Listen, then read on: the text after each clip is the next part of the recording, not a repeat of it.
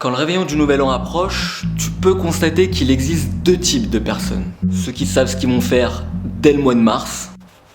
Ok, je suis prêt.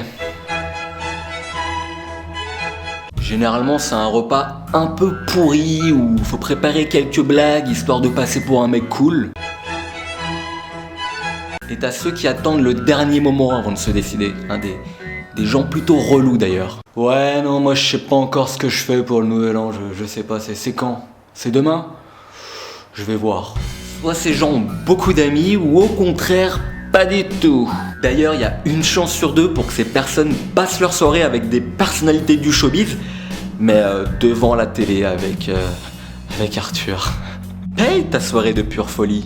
On te fait limite croire que c'est en direct alors que ça a été tourné au mois de juillet en pleine canicule et qu'à l'heure qu'il est, ils sont sûrement tous à Bora Bora en train de faire l'hélico avec leurs gags. Ou tout simplement à un repas en train de créer l'humour de demain. Alors c'est un mec qui se balade dans la rue comme ça quand soudain il rencontre un Mexicain, enfin un mec habillé en Mexicain.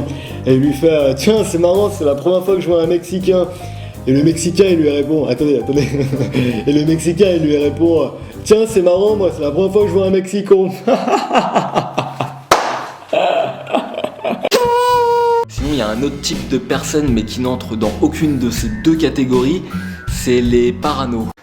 Putain, on est au mois de juillet, je sais toujours pas ce que je fais pour le Nouvel An. En plus j'ai mis une doudoune, putain ma vie elle est foutue. Généralement, ce genre de personnes trouve quand même une soirée chez des potes, etc. Et ça se passe dans un appartement de 30 mètres carrés à 25 personnes où faut enlever les chaussures à l'entrée pour pas salir la moquette. Je déteste enlever mes chaussures chez les gens. S'il vous plaît, arrêtez. Pas parce que je pue des pieds, enfin si un petit peu, mais surtout parce qu'il y a 2 chances sur 2 pour que mes chaussettes soient trouées et c'est pas facile de pécho après. Après, t'as les jet-setters qui eux ont trouvé une soirée dans un cadre paradisiaque, les mecs super bien organisés, et toujours un petit coup de pouce du destin en plus.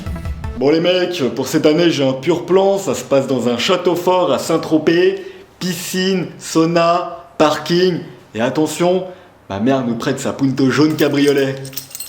Qui est chaud? Bah moi pas trop, hein. Si c'est pour me faire vomir dessus par des gens que je connais même pas, c'est pas la peine. D'ailleurs, en général, c'est ces mêmes personnes qui tirent la gueule le reste de l'année quand faut payer 15 € pour entrer en boîte et qui sont prêts à casser leur PEL et perdre le peu de neurones qui leur reste sous prétexte qu'on change d'année. En plus, dans ce genre de soirée, tu te mets complètement rond et c'est bien connu, avec un peu d'alcool, tu peux t'embrouiller avec n'importe qui. Vas-y, arrête de faire la belle, tu sais pas qui je suis moi. Baisse les yeux. Vas-y, baisse les yeux. Et là, ça y est, vient le moment où le côté hypocrite en toi refait surface, les vœux de bonne année complètement torchés. Bonne année mon pote, bonne année, ça va te déchirer pour toi cette année, j'y crois. Qu'est-ce qu'il fait lui déjà dans la vie? Je sais pas mais bon, il a une bonne gueule de bourré et ça me plaît. Sur ce, je vous souhaite une très bonne année, pleine de vomi et d'épanouissement. Profitez-en bien parce qu'en 2012, c'est la fin du monde. On rigole, mais moi je ferai moins le malin quand ça va approcher. Et pendant que j'y pense, si vous êtes gérant en bunker et qu'il vous reste de la place pour fin 2012, ça peut m'intéresser.